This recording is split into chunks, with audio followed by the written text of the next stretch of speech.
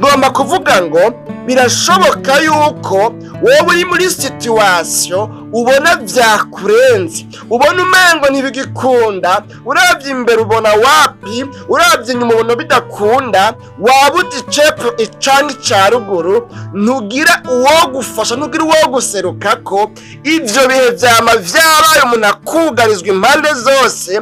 Uri nawe yavuze ngo ico gihe ngo uba uri mu tuzitiro tw'ivyuma, kuko ngo iyo uri mu tuzitiro tw'imbaho cyangwa se tw'ibiti ngo ibyo bivuna ukavayo, ngo ariko hari igihe umuntu yugaranirwa mu tuzitiro tw'ivyuma amaferabeto, ugasanga nyene arasudiriye neza, ntibikunda yuko woyarengana, ukabura ico ufata n'ico reka. Ariko mugabo Imana nzanywe no kuvuga muri kino kiganiro igitondo gishasha, ni Imana biyishobokera, ni Imana ishobore gukora ibirengeye ibyo byose wewe wiyumvira, n'ibyo wewe wipfuza, n'ibyo wewe wosaba. Mbere hamwe umuntu yoguha ijambo ngo saba ico ugomba cose, wohava usaba ibyo ubona umengo byose waherejeko, ariko yoyo ije kubishira mu ngiro, igaca ikora ibikwemeza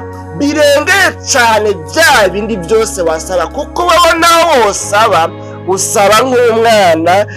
None duhava tubiza ko turazi ko umwana umubwiye ngo nsaba ico ugomba cose ashobora kugusaba imbombo cyangwa ijojo, akumva umengo yagusabye byinshi. Narigeze kubabwira mu biganiro byarenganye ingene jewe nigeze gukorera umuntu ndamumesurira impuzu nkiri umwana mutoya. Mbere ico gihe nari namaze gutanga umwaka wa mbere w'amashuri y'intango. Hanyuma rero ico gihe hacama amahera yangana na 180, hari muri za 94 95 gutyo, amafaranga 180. Ico gihe ifana yagugwa 40 50.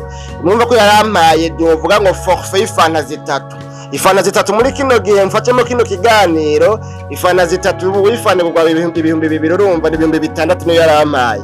Ico gihe nari amusubije ngo ngumpaye menshi, ngo urigoye ngo ngumpaye menshi, ndamubwira ngo yagabanye, kandi yaciye yagabanya.